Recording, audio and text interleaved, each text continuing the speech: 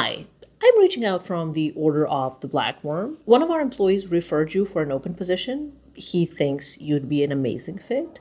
So I just wanted to give you a quick call and see if the Mages Guild has been feeling a bit restrictive lately. Totally understand. You don't feel like your talents are being used?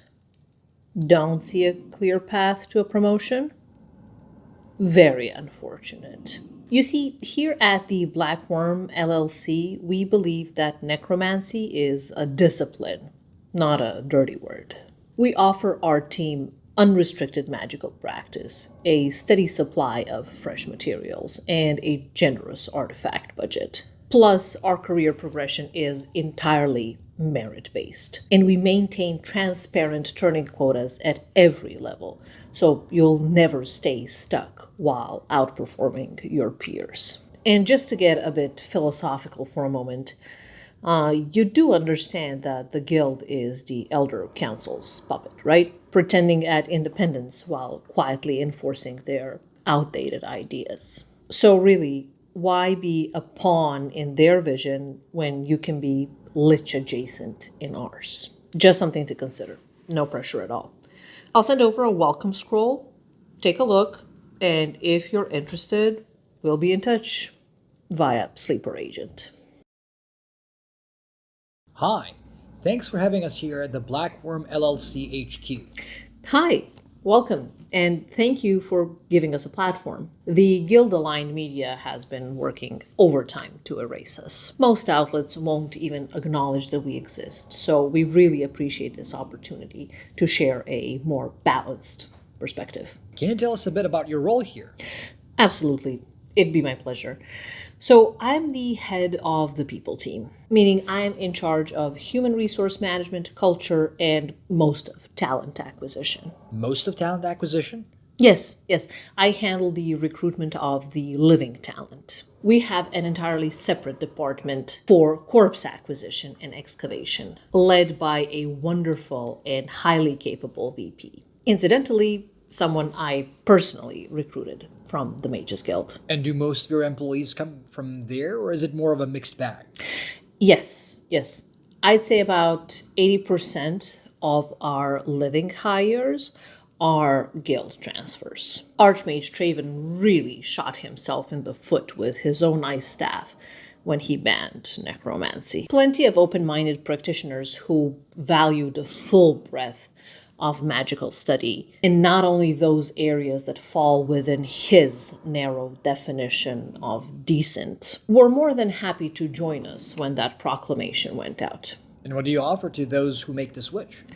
Aside from the opportunity to freely practice their craft, many things. We provide a steady supply of soul gems, black as well as all other kinds, which you may know are notoriously difficult to get a hold of at the university. Then we have the worm nests, which is what we call our offices, all across the province that anyone can use free of charge. And these are all secluded, well equipped, beautifully designed spaces. And finally, on top of that, we do offer all the benefits and perks you would expect to see at a company our stage and magnitude. Personalized enchanted robes, team building retreats in abandoned forts, catered lunch, things like that. It's all a part of our commitment to the necro-positive workplace culture. I see. What are the career prospects like for someone interested in joining? Well, let's just say that unlike the guild, we don't believe in ceilings, glass or otherwise.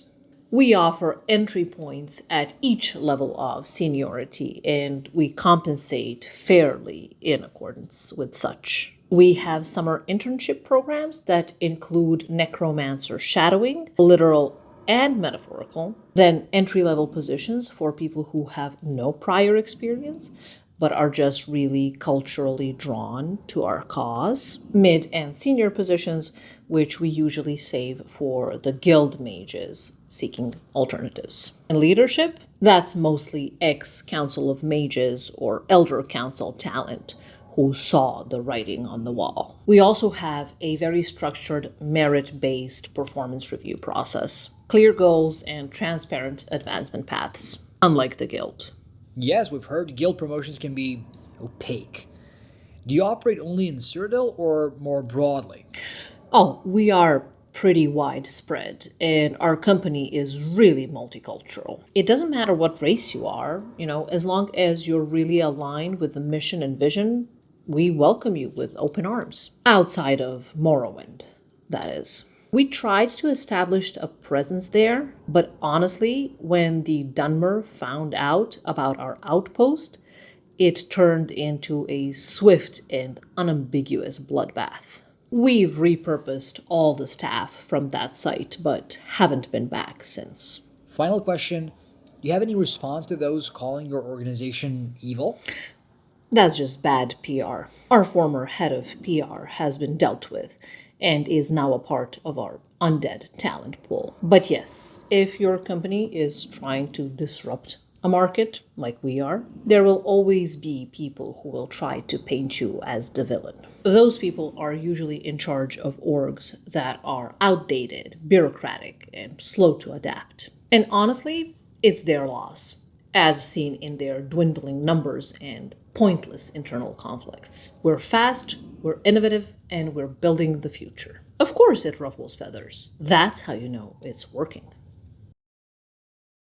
Hi, I'm calling from the Black Worm LLC Reanimation Division, just following up on our most recent order. It was scheduled for delivery to Fort Telemann 2 days ago, but nothing's arrived. I just wanted to check if we're looking at a transit delay or. Oh, you weren't able to fill the order at all? No, I didn't actually check the portal status page. That one never updates unless somebody actually dies during transport.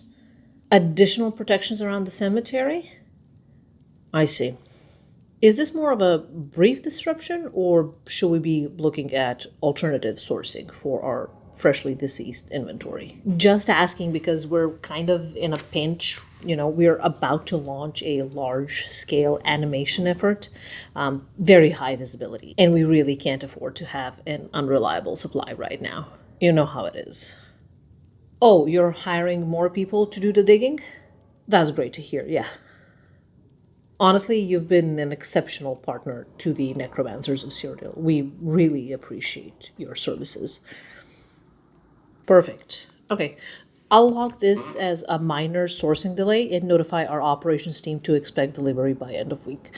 And thank you again for your continued support of our postmortem workforce development. What exactly is the Necromancer's moon? Great question. The Necromancer's moon constitutes a recurring astral convergence, manifesting at precise 8-day intervals, during which the planetary body RK is briefly eclipsed by a phenomenon known as the Shade of the Revenant. During that window, our practitioners gather at designated altars to perform a highly technical ritual internally known as inventory rebalancing. In layman's terms, we convert standard soul gems into black soul gems, a rare and highly regulated material, ideal for long-term storage of a higher order animating force. It's really quite elegant. You hold the gem aloft, recite a few incantations, and the ritual energy is granted, not summoned, mind you, by Menemarco himself, or at least his shadow. Depends on the weather. Standard best practices include arriving at the altar slightly before midnight, avoiding direct eye contact with the shadow, labeling your gems properly, and always using gloves. The residue really stains. To the uninitiated, it might just look like a cult gathering under a haunted moon. To us, it's simply procurement night. We encourage participation but do not require it, unless you're on the advancement track, in which case attendance is a part of your quarterly KPIs. Welcome to this week's Black Worm All Hands. I wanted to start by thanking you all for your continued dedication to building the future of post-mortal workforce solutions. We've seen great momentum across departments this week, and I want to highlight a few key updates. Number one, the corpse supply disruption. Our long-standing vendor has confirmed minor cemetery-based delays due to unexpected community resistance near the border with Morrowind.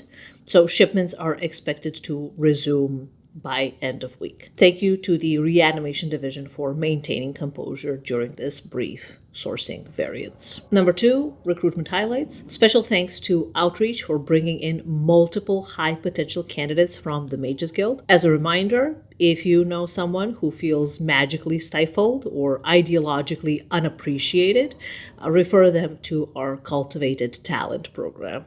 The Sleeper Agent bonus is still active through the end of year. Number three, we are also reviewing our employee handbook this week. So, as a part of our ongoing commitment to inclusive language, all internal documentation will now refer to undead contributors as legacy human resources.